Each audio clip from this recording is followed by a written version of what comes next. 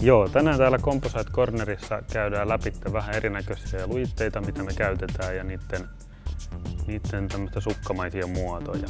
Yleensä komposiittimateriaalit koostuu joko hiili, lasi, eri kuiduista tehdyistä kimpuista ja niistä kudotuista sitten materiaaleista.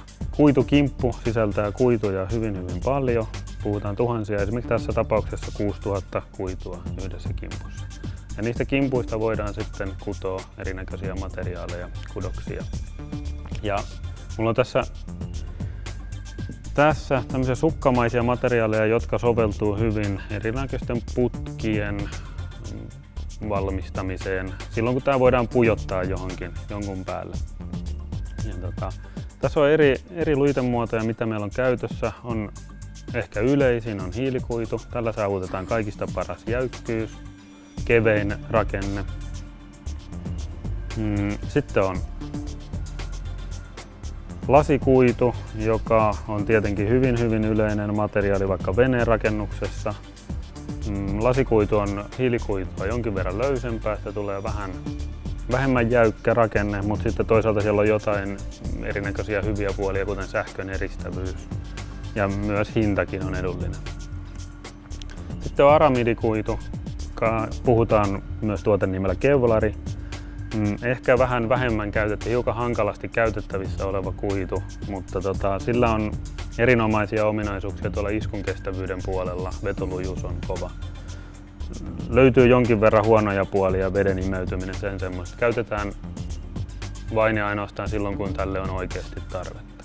No sitten myös on erinäköisiä luonnonkuituja. Tässä on esimerkkinä pellava kuitu, jota jonkin verran käytetään. Tämä mekaanisilta ominaisuuksilta osuu tuohon lasikuidun ja hiilikuidun väliin, vähän lähemmäksi lasikuitua. Voidaan tehdä hyvin lasikuitulaminaattia vastaavaa laminaattia pellavasta, mutta tietenkin se on hiukan vihreämpää luonnonarvojen kannalta ja toisaalta sitten hävittäminen on helpompaa. Kuitu on poltettavissa ja niin edespäin. Varmasti tulevaisuudessa enemmän käytettävä materiaali tällä hetkellä vähän semmoinen marginaalinen tuote nykytuotannossa.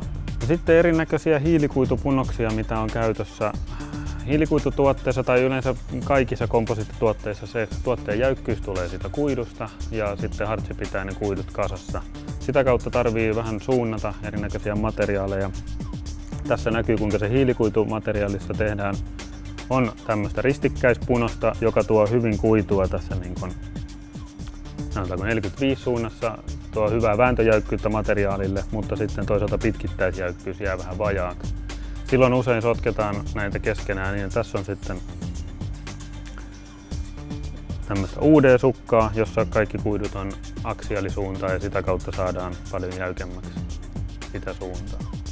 Näistä yhdistämällä esimerkiksi on tehty tämä ravikärry Naisa, joka on tässä. Siellä on jäykkyysmielessä tällaista sukkaa sisärakenteena ja sitten iskun lujuutta tuomaan pintaan kautta sisälle tämmöinen ristikkäiskudos. Ja samalla tulee tietenkin hyvä hiilikuidun ulkonäkö.